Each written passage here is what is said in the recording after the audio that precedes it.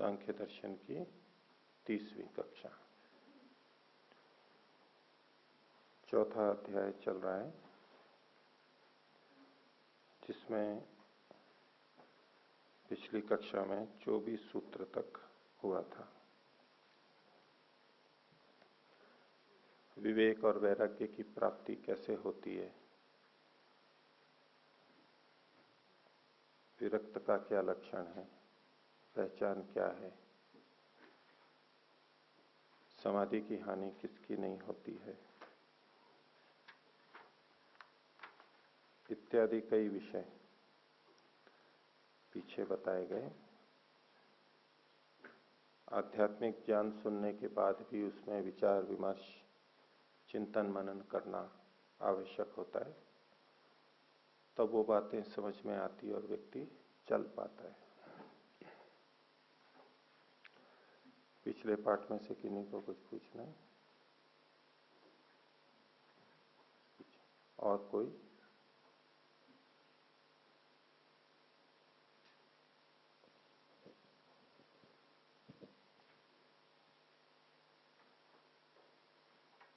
ओम 24वां सूत्र। 24वां सूत्र जी, क्या पूछना है इसमें? दोबारा पूछना है, समझ में नहीं आया। लब्ध कहते हैं प्राप्त को, अतिशय मतलब अधिकता में, अधिकता से जिसको प्राप्ति हो गई है, किसकी? तो विवेक की। जिसको विवेक की अतिशय में प्राप्ति हो गई, खूब समझ में आ गया, उसके लिए भी हे का हान और उपादेय का उपादान हंस क्षीरवत होता है, सरल हो जाता है। पिछले सूत्र में बताया था जो विरक्त हो गया है उसके लिए बहुत आसान है। यहां कहा गया कि जिसने ज्ञान को खूब पा लिया है उसके लिए भी ये छोड़ना और ग्रहण करना हंस के समान सरल हो जाता है, हंस क्षीरवत हो जाता है। जैसे पीछे विरक्त का ये लक्षण हुआ, हे हानम उपादेय उपादानम, बहुत सरल होता है। ज्ञानी का भी ये लक्षण है, जो छोड़ने योग्य को बहुत आसानी से छोड़ देता है तो ज्ञानी है उस विषय में। ग्रहण करने योग्य को शीघ्रता से ग्रहण कर लेता है, आसानी से, ज्ञानी है वो उस विषय में। और जितना हमने जाना है लेकिन वो छोड़ने योग्य वस्तु छूट नहीं रही है, मतलब उसमें अभी ज्ञान की कमी है। और ग्रहण करने योग्य को हम स्वीकार नहीं कर पा रहे, अपना नहीं पा रहे, तो ज्ञान की कमी है। तो ये ज्ञान की दृष्टि से कथन किया गया। हो गया? आगे देखिए।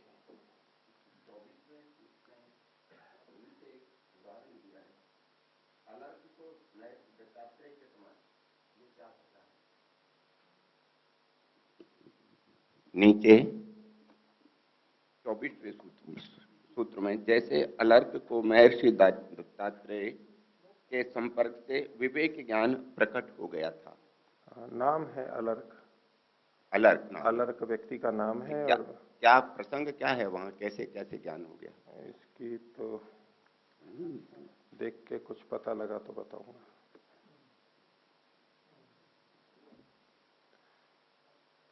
वो घटना मेरे को इसमें इन्होंने उस तरह की कोई घटना नहीं दी।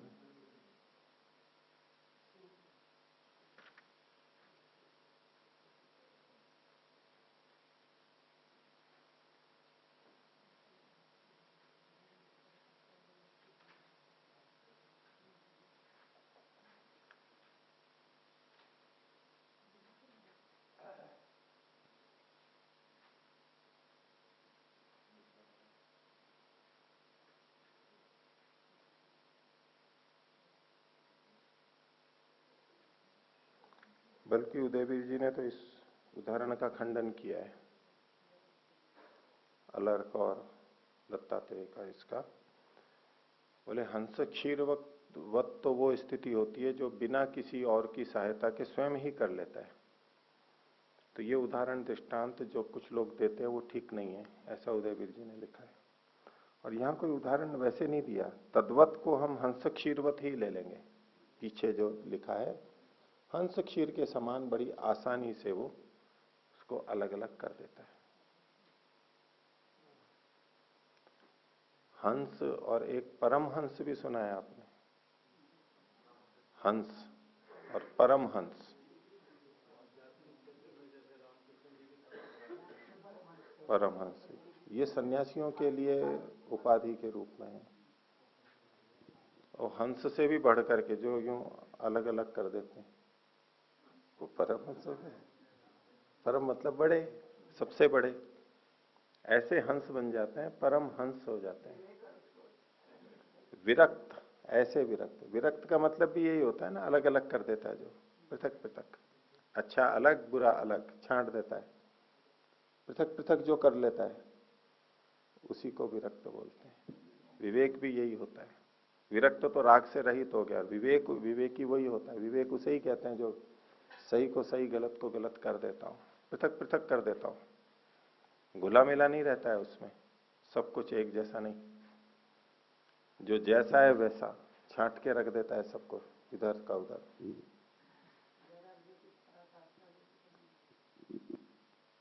कह सकते हैं विवेक की पराकाष्ठा, ज्ञान की पराकाष्ठा, वो वैराग्य में परिणत होती है और परमहंस की स्थिति में होता है, वो अलिप्त तो होता है, हंसों की तरह पवित्र हो जाता है। दूसरा यूं भी कहें, हंस धवल यानी श्वेत वर्ण का होता है, शुद्ध साफ सुथरा निर्लिप्त, इस रूप में आता है ना हंस, पवित्रता के अर्थ में, दोष रहित, ऐसे वो परम हंस हो जाते हैं। तो आगे देखिए सूत्र 25वां, बोलिए, न कामचारित्वम रागोपहते शुकवत। पीछे विरक्त का कहा, अब कह रहे हैं कि जो राग से उपहत होता है, राग से ग्रस्त होता है, उसकी क्या स्थिति बनती है। तो बोले उसका न कामचारित्वम, वो इच्छानुसार गमन चलना नहीं कर सकता। कामचार कहते हैं स्वेच्छा से कर चल पाना, काम यानी इच्छा, चारित्व मतलब अब उसके अनुसार चल पाना, जैसी इच्छा है वैसा कर पाना। जो राग से उपहत है वो जैसा चाहता है वैसा कर नहीं पाता है, चाहता तो है करना लेकिन कर नहीं पाता है, राग से ग्रस्त होता है, सोचता है साधना करूं लेकिन कर नहीं पाता है, खूब पढ़ूं लेकिन नहीं पढ़ पाता है, घंटों लगाऊं स्वाध्याय में नहीं लगा पाता है, एकांत में रहूं नहीं रह पाता है, समूह में ही रहता है क्योंकि राग है वहां पर, छोड़ ही नहीं पाता है उन चीजों को। तो न कामचारित्वम रागोपहते, उदाहरण दिया शुकवत, शुक कहते हैं तोते को। वैसे तो वो पिंजरे में बंद रहता है, और पिंजरे में बंद रहता हुआ उसके लिए बंधन का कारण होता है, उसको खाना पीना अच्छा मिलता है, और जब उसको उसकी आदत पड़ जाती है, राग हो जाता है, तो भले ही उसकी खिड़की खोल दें, दरवाजा खोल दें, उड़ता नहीं, वो वहीं पर ही रहता है। क्यों? अब किसने उसको रोक दिया? वो पहले जो बाहर भागने के लिए फड़फड़ाता था, अब उसका कामचारित्व नहीं है, वो जा नहीं सकता है क्योंकि वो भोजन उसको बांध के रख रहा है, राग हो गया उसको, छोड़ नहीं सकता। तो ऐसे ही साधक भी जब उसकी इच्छा करती है कि अभी मैं ये कर लूं, अब ये शिविर में कर लूं या ये कर लूं, भिन्न भिन्न जो चीजें अपनी आध्यात्मिक दृष्टि से करना चाहता है फिर भी नहीं कर पाता है, उसका कारण ये राग रहता है। झंझट भी लग रहा है, घर परिवार दुखी भी हो रहा है, लेकिन छोड़ नहीं पा रहा है, वैराग्य नहीं है, वैसा राग है, वहीं बंधा रहेगा, उन्हीं चीजों में रहेगा, निकल नहीं सकता है। तो न कामचारित्वम रागोपहते शुकवत। एक पीछे शब्द आया था रागोपहति, ध्यानम, रागोपहतिर ध्यानम, वहां राग की उपहति का मतलब क्या था? समाप्ति। उसे ध्यान कहते हैं। यहां रागोपहत शब्द है, यहां पर मतलब क्या है, राग से जो उपहत है, राग से जो पीड़ित है, राग से जो ग्रस्त है, वह राग की उपहति थी, राग का हट जाना था, नष्ट होना था। यहां राग के द्वारा जो खुद पीड़ित है, राग के द्वारा जो मारा गया है, प्रभावित है, वह। तो इसलिए रागोपहते, रागोपहति, या दोनों प्रसंग के अनुसार अलग अलग अर्थ आएंगे। ये संस्कृत में विग्रह करते हैं, शब्दों को तोड़ते हैं, वहां अलग अलग विभक्तियां आ जाती हैं। तो ये तो रागोपहत मतलब रागेण उपहता, रागोपहता, राग के द्वारा जो खुद मारा गया है, उपहत है। और वहां था राग की उपहति, रागस्य उपहति, राग का नष्ट होना ध्यान है, वहां नष्ट हो रहा था ध्यान। यहां राग के द्वारा ये दबा हुआ है, पीड़ित है। दोनों तरह से अर्थ अलग अलग है। तो न कामचारित्वम रागोपहते शुकवत।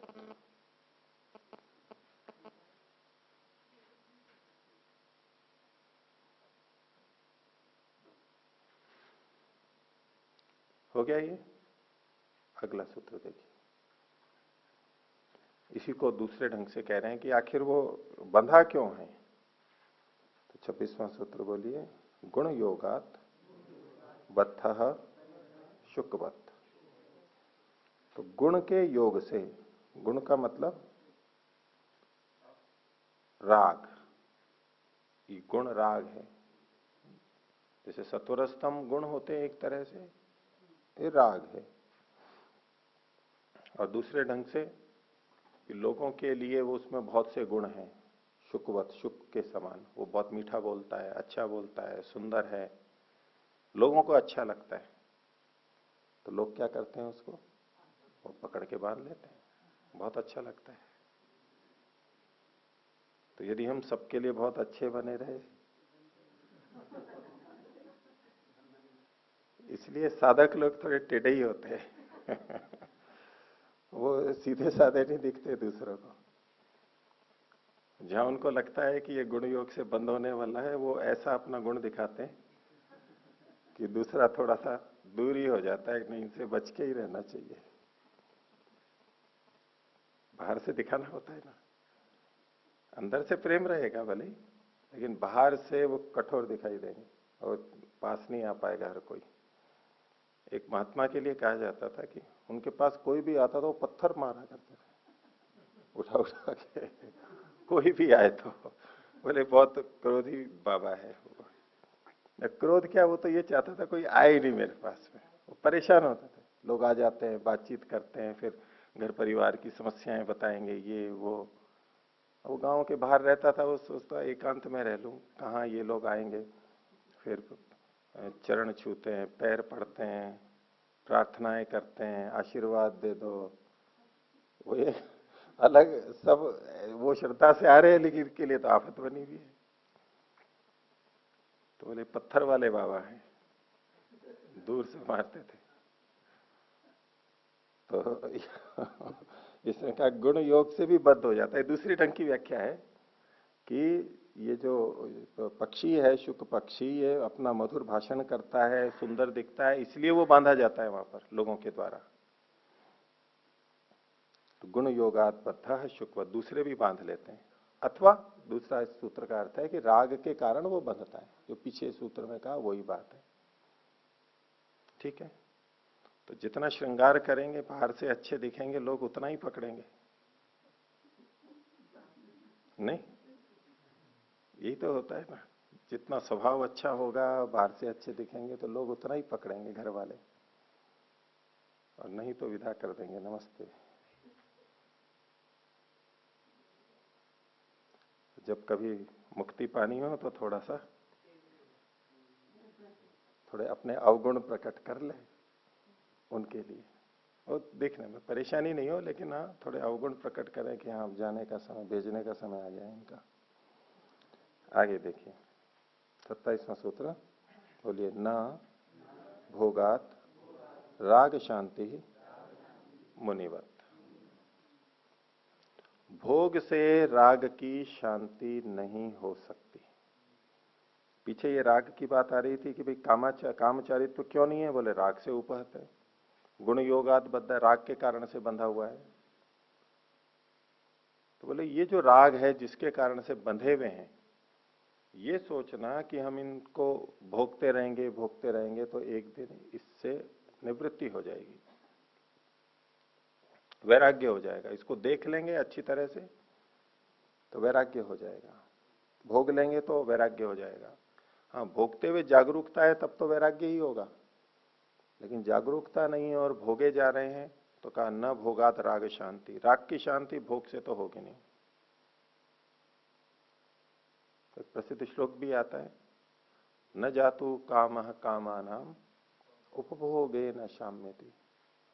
निश्चित रूप से न जातु कामानाम, कामनाओं के भोग से कामनाएं समाप्त नहीं होती। हविषा कृष्ण वर्त में वह भूय एवाभिवर्धते, अग्नि में जैसे घी डाल दो, वो एकदम से जैसे घी डालते ही अग्नि बढ़ती है, ऐसे कामनाएं और बढ़ती चली जाती है। तो न भोगाद राग शांति, एक निष्कर्ष है इनका। भोग करते करते इंद्रियों को विषयों से वितृष्ण कर दें हम, वितृष्णा हो जाए, नहीं हो पाता है, बढ़ता जाता है। बल्कि इंद्रियों की कुशलता बढ़ती है, उसको और अधिक चाहिए, और अच्छा चाहिए, और अच्छा खाने को, और अच्छा भोगने को, और अच्छा पहनने को, और अच्छा रहने को, वो और अच्छा अच्छा अच्छा अच्छा, यही तो दौड़ चल रही है। किसके समान? मुनि के समान। एक सौभरी मुनि हुए, उनकी कथा इसमें मानी जाती है। सौभरी मुनि, सौभरी नाम उनका। एक ययाति की भी घटना इसी तरह की मानी जाती है, ययाति की, और एक सौभरी की नहीं, एक और है। वो एक जैसी घटनाएं हैं, वो भोगते भोगते उसकी शांति नहीं होती है। तो सौभरी मुनि के लिए कहा जाता है, एक राजा नहुष की मानी जाती है, नहुष की। तो ये सौभरी मुनि थे तो मुनि, वानप्रस्थ ले लिया था, या मुनि थे, जंगल में रहते थे, लेकिन राग उत्पन्न हो गया वापस से। तपस्या करते होंगे पहले से, या तो बचपन से ही वहां होंगे। तो नदी के किनारे तालाब में मछलियों के समूह रहते थे, आपस में मिलजुल के। लगता था इनमें बहुत स्नेह है, बहुत सुख है, देखो इस परिवार के साथ रहने में। तो उनमें विचार आया कि ये सुख लेना चाहिए। तो राजा के पास पहुंचे और राजा से उनकी राजकुमारियों को मांग लिया। नाम होगा, बड़े होंगे, या जो भी स्थिति होगी, राजा ने अपनी राजकुमारियां दे दी उसको। गृहस्थ जीवन चलता रहा चलता रहा। जब वृद्ध हो गए, क्षीण हो गए, तो कहा कि भोगों से तो एक कामनाओं की शांति नहीं होती। मैं सोच रहा था कि भोग करके कामनाओं की शांति कर लूंगा, ऐसे तो ये हो नहीं सकता। सब सुख सुविधाएं थी, नहीं शांति हुई। नहुष के लिए भी कहा जाता है कि उसके 6 पुत्र थे। तो राजा था, सब भोग सुविधाएं थी, भोगते भोगते क्षीण हो गया, जल्दी अधिक भोग हो के दुर्बल हो गया, मृत्यु दिखने लगी। तो उसने अपने बेटों से कहा कि मैं अपना उत्तराधिकारी उसको बनाऊंगा जो अपनी जवानी मेरे को दे दे। संभव नहीं है, लेकिन ऐसा कहानी में है। तो और तो माने नहीं, छोटे बेटे ने कहा कि ठीक है। तो कुछ वर्ष या कितना भी है, आधी जीवन उसको दे दिया। यानी अपनी जितनी आयु है उतना भोगने से भी तृप्ति नहीं हुई, और भी आयु लेके भोग लें तो भी अंत में कहा कि कामनाओं की समाप्ति तो हो नहीं सकती। कितना ही भोग लो, कितना ही भोग लो।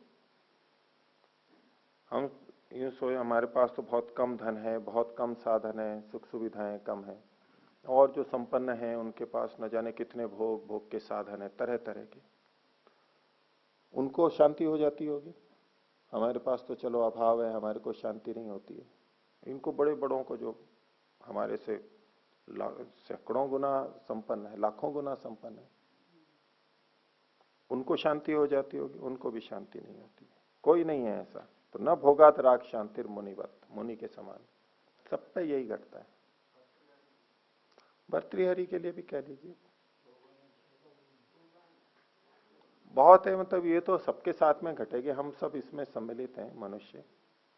ये तो हर व्यक्ति के जीवन में घटने वाली है। ठीक है, हमारे को उपदेश मिल रहा है यहाँ से, पिछली घटनाओं को इन्होंने उद्धृत कर दिया। आज भी जीवन में बहुत लोग ऐसे मिल जाएंगे जो जिन्होंने विशेष भोगों को भोगना चाहा हो, बहुत प्रयास किया हो, सामर्थ्य भी हो, धन संपत्ति। एक तो सामान्य व्यक्ति होता है, चलो जितना भोगा भोग लिया। एक जिन्होंने विशेष रूप से भोगने का प्रयास किया, तब भी वो ये कहें कि नहीं। उदाहरण तो ऐसे ही बनते हैं ना, जिसमें जिनको कोई कमी नहीं है उनको भी ये लगने लगता है न भोगात राग शांति मुनिवत। इसलिए वो रास्ता ही नहीं है शांति का, कामनाओं को समाप्त करने का वो रास्ता ही नहीं है, वो अनुपाय है, वो उपाय है ही नहीं। इनके निष्कर्ष ये हैं पूरे अध्यात्म के और हमारे शास्त्रों के। इन्होंने निष्कर्ष निकाल दिए, इस निष्कर्ष के अनुसार चल लेते हैं और थोड़ा बहुत भोग के देख लिया कि हाँ वास्तव में बात ठीक है, तो इधर ही चल पड़े और सिद्धि का प्रयोग कर लिया। जरूरी नहीं कि उतने संपन्न बने और तभी ये निष्कर्ष हमारे को भी आए, राजा बने और ये सारी सुविधाएं हों तब हमारे को ये निष्कर्ष आए।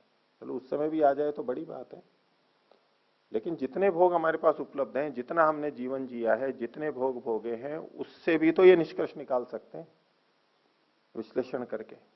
इतने से भी नहीं हुआ और ज्यादा होंगे तब क्या हो जाएगा। हम भी तो पहले कितना सा था, फिर ज्यादा हुआ तब भी कुछ नहीं हुआ, फिर और ज्यादा हुआ तब भी कुछ नहीं हुआ।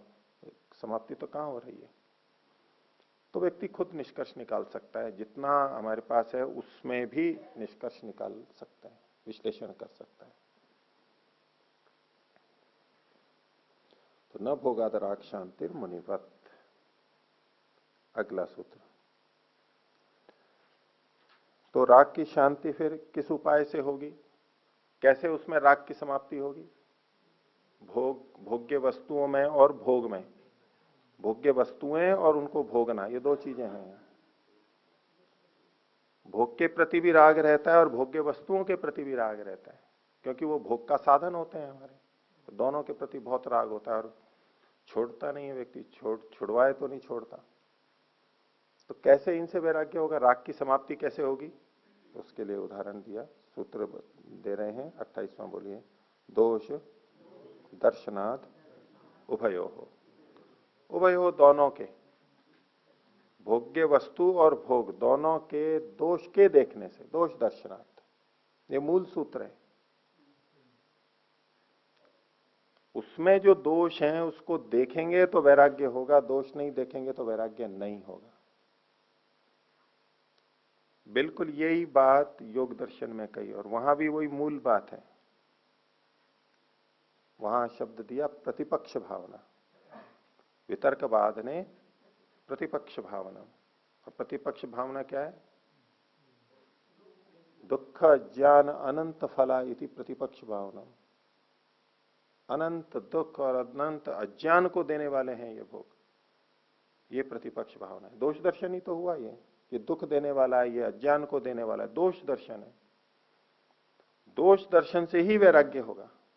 इस संसार में अगर हम सुख देखते रहे तो वैराग्य नहीं होगा, दोष दर्शन तो करना होगा, नकारात्मक दृष्टि तो लानी होगी, नेगेटिव थिंकिंग। पॉजिटिव रहे तो नहीं होगा, सकारात्मक रहे कि नहीं इसमें तो ये अच्छा है। अब बच्चा अगर चॉकलेट अधिक खाता हो तो क्या बोलते हैं उसको, दांत खराब हो जाएंगे और कीड़ा लग जाएगा और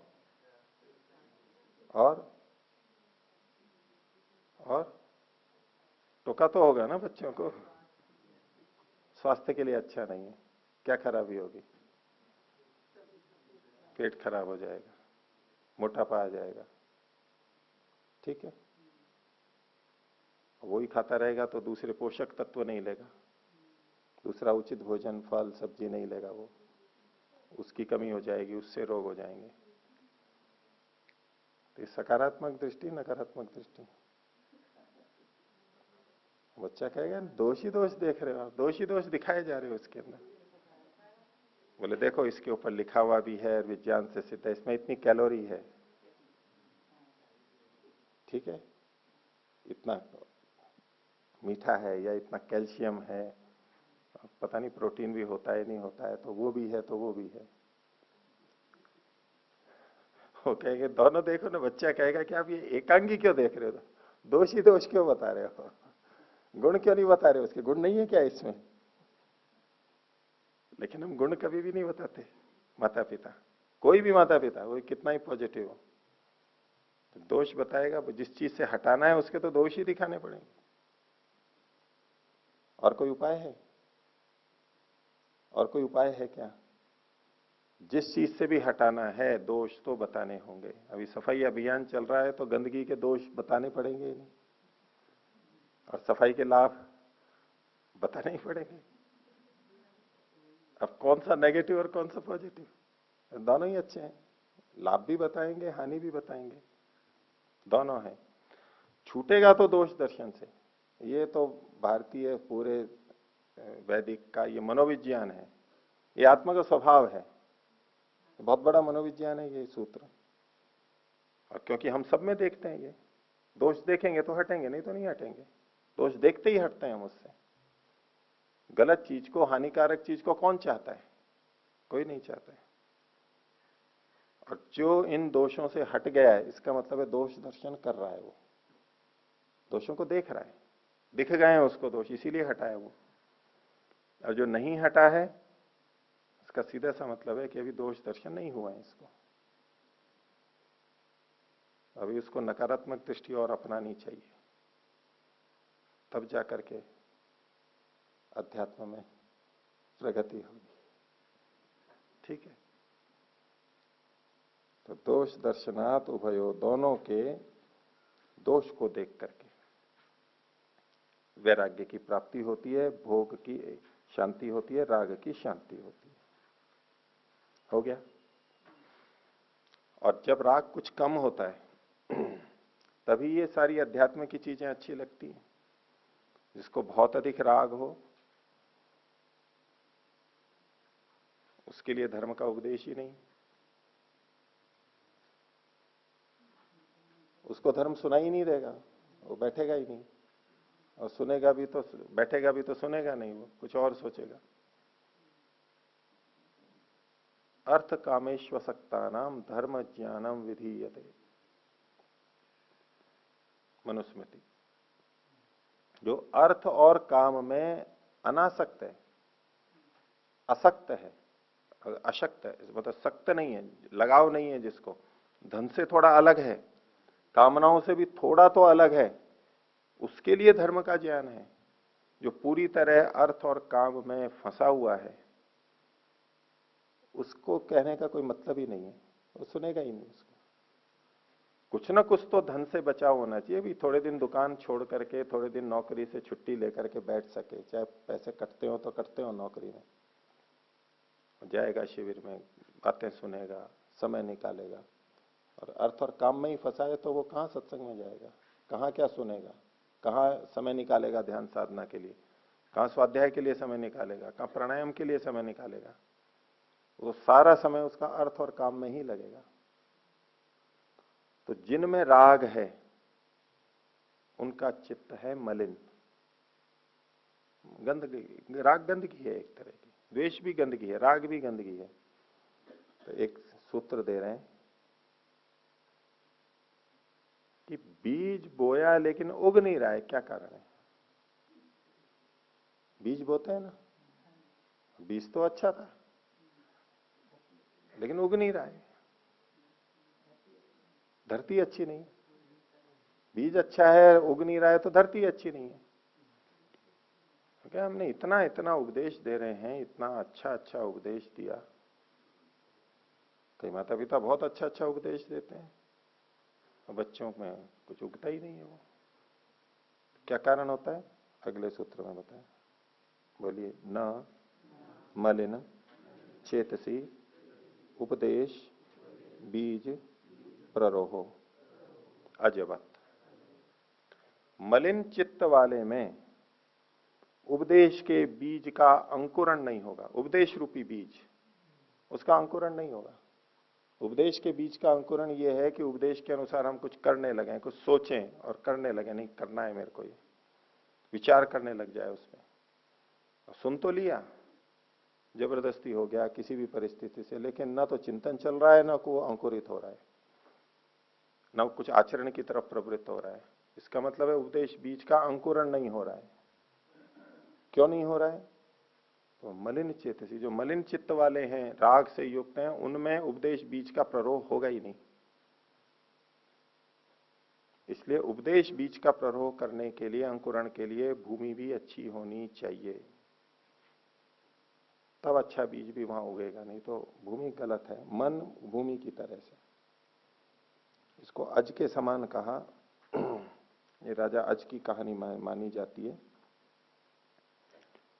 तो उसके परिवार के अंदर मृत्यु वगैरह हो गई, बहुत बहुत दुखी था, और गुरु से कहा कि उपदेश दो मेरे को, और गुरु बहुत उपदेश दें, उसको कोई फर्क ही नहीं पड़े, दुखी दुखी दुखी बच्चे के मृत्यु से।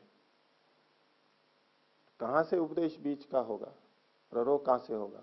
वो तो अत्यंत राग से युक्त है, मलिन चित्त है, अभी स्थिति ही नहीं है, ध्यान ही नहीं जा रहा, बार बार वही सोच रहा है।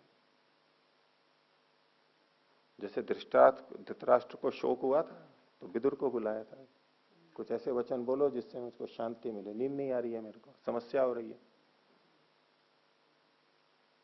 वो उपदेश का बीज प्ररोहित नहीं होगा यदि मलिन चित्त है। हम अपने ऊपर भी लगा सकते हैं कि यदि बहुत उपदेश सुनने पर भी, करने पर भी हमारे अंदर वो आचरण में नहीं आ रही है, तो सीधा मतलब है अभी हमारे में मलिनता है, राग है। पहले उसको थोड़ा कम करें, भूमि को अच्छा बनाए थोड़ा। तो मलिन चित्त में उपदेश के बीज का प्ररोह होगा ही नहीं। और इसको समझाने के लिए कह रहे हैं, 30वां सूत्र बोलिए, न आभास मात्रम अपि मलिन दर्पणवत।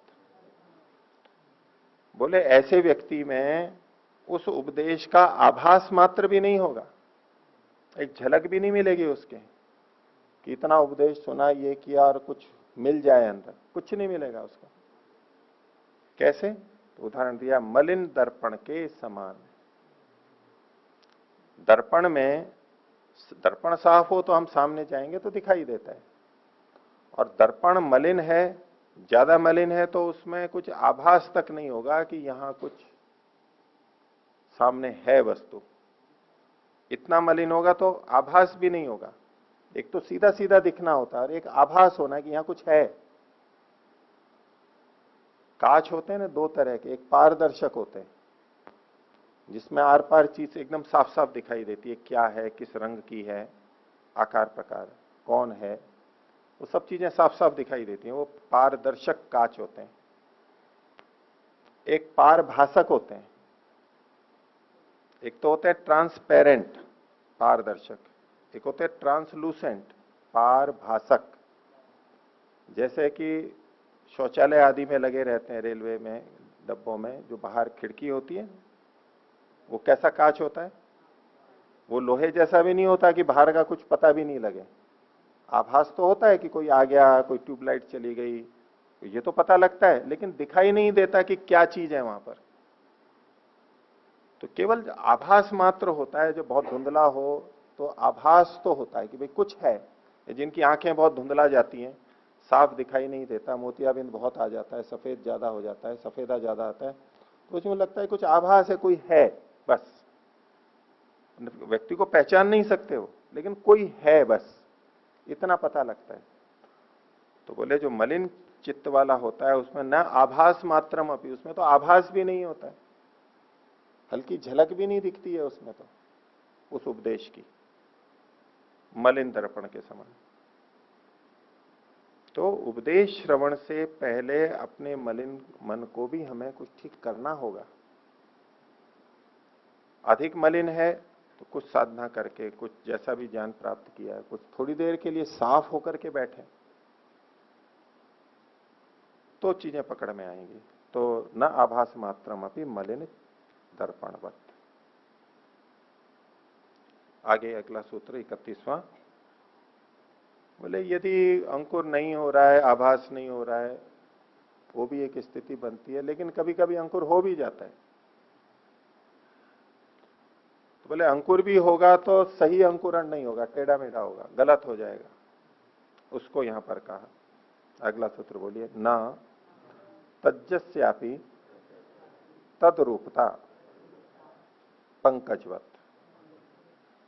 जैसे कोई भूमि में उगने वाला पौधा हो, उस बीज को कीचड़ में, ज्यादा आर्द्र भूमि में छोड़ दिया जाए तो उग तो जाएगा मान लो जैसे तैसे, लेकिन टेढ़ा मेढ़ा होगा, कभी इधर गिर जाएगा, कभी यूं हो जाएगा, या थोड़ा बहुत उगेगा, ढंग से नहीं उगेगा। तो तज्जस्यापि, उस जमीन में, उस मन में अगर वैसा कुछ न कुछ उग भी जाए तो न तद्रूपता, जैसा होना चाहिए वैसा नहीं होगा, कुछ उल्टा ही निकल जाएगा उसमें। उपदेश के बीज का प्ररोह उचित नहीं होगा, उल्टा हो जाएगा उसमें, मलिन चित्त वाले में, वो अपने ढंग से उसको ढाल लेगा। जैसे अभी ये हम पहले एक सूत्र देख रहे थे, प्रणति ब्रह्मचर्योपसर्पाणी सर्पणानी कृत्वा सिद्धिर बहु कालात तद्वत। अब ये तो समझ लिया कि प्रणाम करके, ब्रह्मचर्य सेवा करके सिद्धि होती है बहुत काल से। अब ये समझ लिया, और निष्कर्ष क्या निकाला, अच्छा इन तीनों के करने से तो बहुत काल लगता है, इसलिए इन तीनों को नहीं करना चाहिए। अब ये उपदेश बीज तो गया अंदर, प्ररोह भी हुआ, लेकिन उल्टा हो गया, मलिन चित्त में ऐसा हो जाएगा।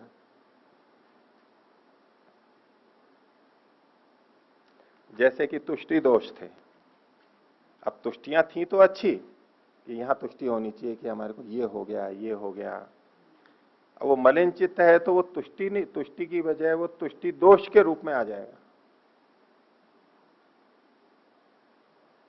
किसी की प्रशंसा की हमने अच्छे गुणों के कारण से, तो प्रशंसा तो इसलिए थी कि वो और अच्छा काम करे, उत्साह हो, प्रोत्साहित हो, वो अच्छे काम में लगा रहे। अब उस प्रशंसा से वो घमंड में आ गया। अब ये क्यों हो गया, मलिन चित्त से। अब उससे उल्टा जो प्रशंसा कर रहा है उसी को डांटने लग गया, मैं ऐसा, तुम क्या, तुम कुछ नहीं करते हो, ये वो, अपने आप को पता नहीं क्या समझने लगे। वो जो प्रशंसा का उचित अर्थ लेना चाहिए था वो न लेकर के उल्टा ले गया। ये बातचीत में भी बहुत होता रहता है हमारे, जिसके प्रति एक भाव बन जाता है उल्टा, द्वेष हो या आशंका हो जाती है, तो उसकी बात सुनते तो हैं लेकिन उसका कुछ का कुछ अर्थ लेते हैं, उल्टा ले लेते हैं। सामान्य बात का भी उल्टा ही उल्टा, हर चीज में उल्टा उल्टा अर्थ लेने लगता है आदमी। तो उसकी बात सुन भी रहे हैं, आभास भी हो रहा है, लेकिन उल्टा निकल रहा है, उसका विपरीत निकल रहा है और विकृत होकर के निकल रहा है। तो कहा न तज्जस्यापि तद्रूपता, यदि ऐसे मलिन चित्त वालों में अंकुरित होता भी है तो तद्रूपता नहीं होती है, जैसा उगना चाहिए वैसा नहीं, कुछ विकृत होकर के निकलता है। तो या तो अंकुरण होगा नहीं, आभास भी नहीं होगा, और अगर होगा तो कहीं उल्टा ही निकलेगा उसको। ठीक है, तो अब अंतिम सूत्र कह रहे हैं, इसलिए इस संसार में कितनी भी सिद्धियां प्राप्त कर लें, कितना भी कुछ प्राप्त कर लें, तो भी कृतकृत्यता नहीं है। सूत्र बोलिए, न भूति योगे अपि कृतकृत्यता उपासा नहीं, उपास्य सिद्धिवत, उपास्य सिद्धिवत। भूति योग होने पर भी, विभूतियों का योग होने पर भी, योग दर्शन में जैसे विभूतियां बताई हैं, सिद्धियां हैं, विभूतिपात नाम दिया, वो भूति विभूति एक ही बात है। विभूति विशेष के लिए कह दिया, ये भूति मतलब विभूति है। साधना करते करते या अन्य किसी भी तरह से अपनी क्षमताओं को किसी ने विकसित कर लिया, पुरुषार्थ करके, बाह्य लौकिक पुरुषार्थ करके, अभ्यास करके, साधना में मंत्र जप और इसके द्वारा भी सिद्धियों को प्राप्त कर लिया, तो उनको प्राप्त करके भी भूति योगे भी न कृतकृत्यता, कृतकृत्यता तो वहां भी नहीं होगी कि सारे दुखों की निवृत्ति हो जाए और ये मैं अनुभव हो जाए कि जो पाना था वो पा लिया। ये स्थिति सिद्धियों के आने पर भी, भूतियों विभूतियों के आने पर भी नहीं होने वाली है, जबकि बहुत बड़ी मानी जाती हैं विभूतियां। लोग चमत्कृत होते हैं, आश्चर्यचकित होते हैं, पर ये कृतकृत्यता को देने वाली फिर भी नहीं है। किस तरह से? तो कहा उपास्य सिद्धिवत। उपास्य यानी जो हमारा उपासना के योग्य है परमात्मा, उसकी सिद्धि के समान, उसको प्राप्त करने पर जो सिद्धि होती है उसके समान विभूतियों में कृतकृत्यता नहीं है। कितना ही संतोष हो व्यक्ति को, मैंने ये प्राप्त कर लिया। बहुत ऐश्वर्यों को पाके बड़ा संतोष भी होता है, देखो मैंने ये उपलब्धि प्राप्त की है, वो एक स्तर पे की जा सकती है इतना आत्मसम्मान आत्मविश्वास के साथ में, लेकिन कृतकृत्यता तो वहां पर भी नहीं है, पूर्ण तृप्ति तो वहां भी नहीं है। जैसी कि उपासना करके, उपासना आदि प्रक्रिया से निर्मल होकर के परमात्मा की प्राप्ति करना है, उसके समान नहीं हो सकती। उपास्य सिद्धिवत, उपास्य सिद्धिवत। चूंकि अध्याय समाप्त हो रहा है इसलिए 2 बार बोल दिया, उपास्य सिद्धिवत, उपास्य सिद्धिवत। न भूति योगे भी कृतकृत्यता, उपास्य सिद्धिवत, उपास्य सिद्धिवत। तो ये आपका 4था अध्याय समाप्त हुआ। अभी जो पाठ चला उसमें कुछ पूछना है किन्हीं को? पूछिए। और कोई है तो हाथ खड़ा कीजिए, पूछिए। आचार्य जी 31 में जो पंकज बताया उसका अर्थ? हाँ, पंकज, पंक कहते हैं कीचड़ को, पंकज कहते हैं कीचड़ में जो उत्पन्न होता है। तो पंकज कमल को भी बोलते हैं, योग रूढ़ी शब्द है, अर्थ भी करता है पंख में उत्पन्न होने वाला। पंख में तो कीड़े मकोड़े भी और उनके जानवर भी उत्पन्न होते हैं, छोटे मोटे जो भी हैं वहां के, उनको पंकज नहीं कहते, कमल को कहते हैं वैसे तो। लेकिन यहाँ कमल अर्थ नहीं है पंकज का, कीचड़ में उगने वाले पौधे के समान। अगर कीचड़ हो तो गेहूं की फसल कैसी होगी, कैसी उगेगी? चावल की तो ठीक है, पानी रहेगा भरा हुआ, चावल के लिए तो अच्छा है, लेकिन मक्का बाजरा नहीं होगा, चना नहीं होगा, खराब हो जाएगा, ठीक नहीं उठेगा। तो जैसे कोई उचित बीज कीचड़ में पड़ जाए तो थोड़ा बहुत उगेगा तो वहीं ढीला ढाला है, जड़ी नहीं जमेगी उसकी, पड़ जाएगा इधर उधर, अच्छे ढंग से नहीं होगा, विकृत होगा। तो पंकजवत, कीचड़ के समान, कीचड़ में उत्पन्न होने वाले पौधे के समान, जो वैसे और कहीं उगना चाहिए था वहां उग गया, गलत जगह पे जो बीज पड़ा है उसके लिए बात है। अब जो पानी में कीचड़ में ही उगता है जैसे कि कमल, उनके लिए ये उदाहरण नहीं है, वो तो वहीं पर ही जमेंगे, वो तो वहां अच्छे उगेंगे। पंकजवत। और कोई?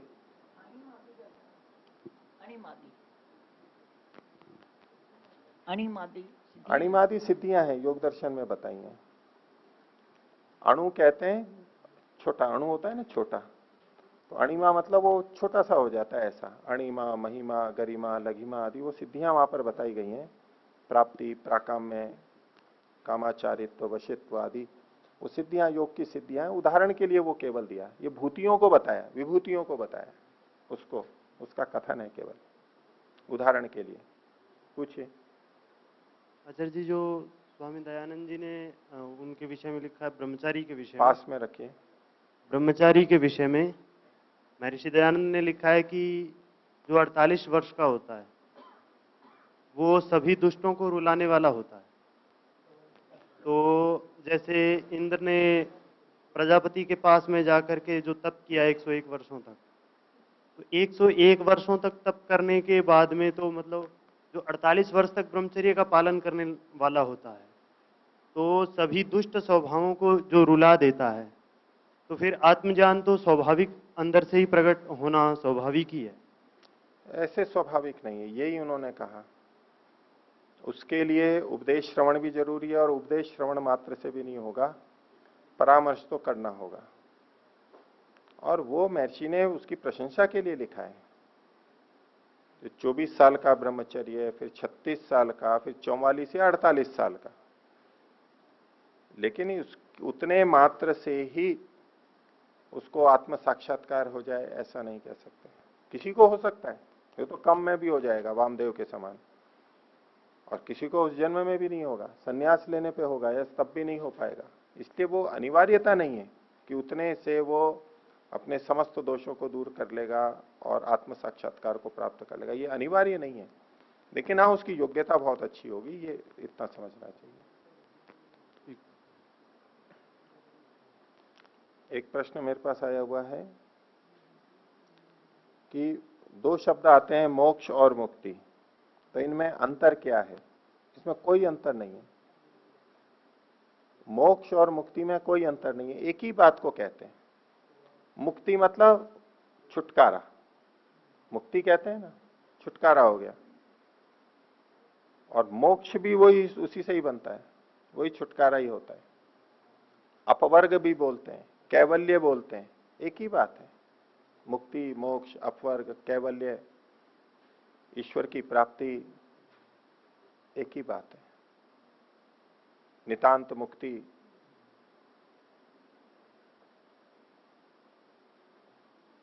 ठीक है, और कुछ पूछना है तो इसको फिर यहीं समाप्त करते हैं। प्रणव करें।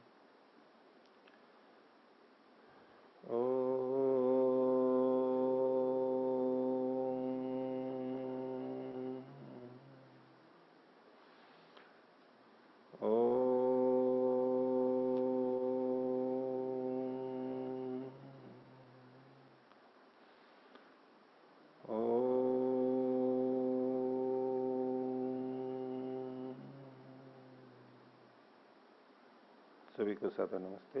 ओम शांति।